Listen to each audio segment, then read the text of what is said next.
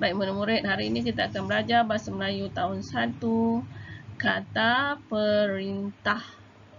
Aktivitinya ialah menggunakan kata perintah dengan betulnya dalam ayat. Selamat belajar semua.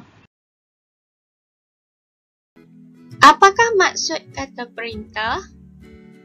Kata perintah bertujuan untuk menimbulkan tindak balas terhadap perintah, arahan, larangan dan sebagainya. Contoh kata perintah ialah sila, jemput, tolong dan jangan. Mari kita lihat semula senarai contoh kata perintah. Sila, tolong, jemput, harap, jangan dan usah. Sekarang mari kita lihat contoh kata perintah, fungsinya dan contoh penggunaannya dalam ayat. Pertama, sila. Untuk meminta seseorang melakukan sesuatu dengan tertib dan beradab. Contoh, sila masuk ke dalam kelas sekarang. Kedua, silalah rasa hidangan yang saya sediakan ini. Jemput. Untuk menyatakan maksud mengajak atau mengundang seseorang. Contohnya, pertama, jemput datang ke majlis hari lahir saya esok. Kedua, jemput makan kuih muih itu. Tolong. Untuk menyatakan maksud meminta pertolongan atau bantuan.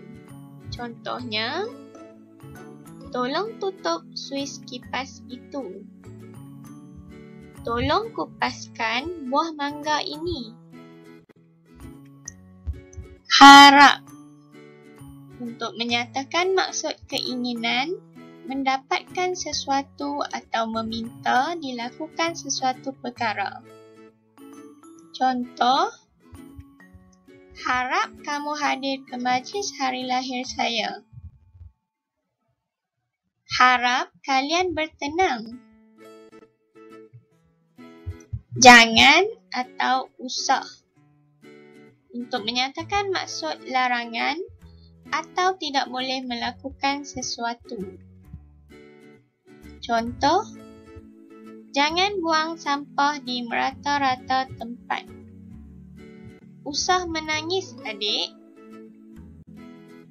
Sila buka buku teks Bahasa Melayu tahun 1. Sila buka halaman 55 pada buku teks kamu.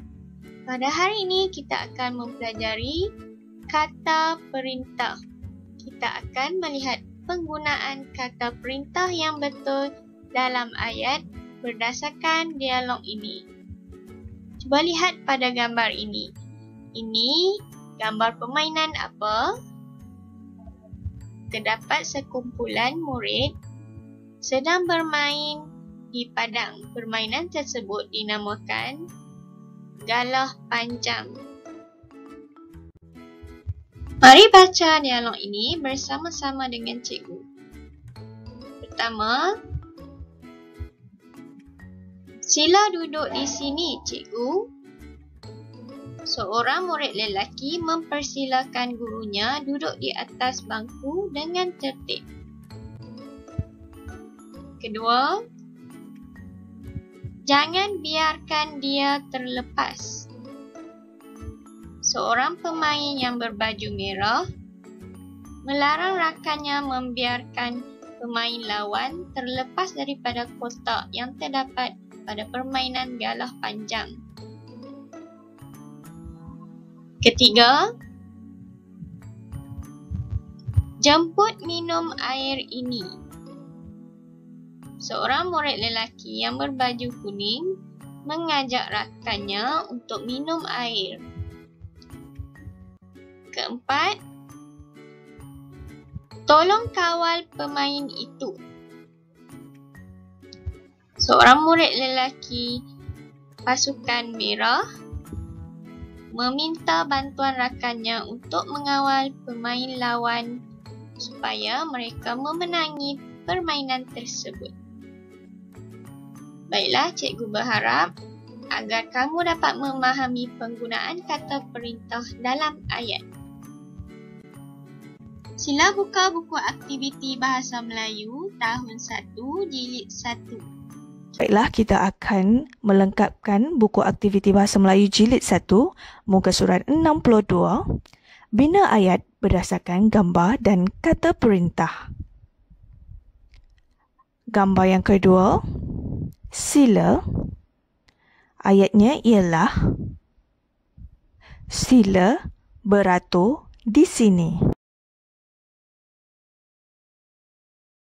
Untuk ayat yang ketiga, kata perintahnya tolong. Tolong ambil gelung itu. Dan yang terakhir, kata perintahnya jangan. Jangan bermain tanpa kasut.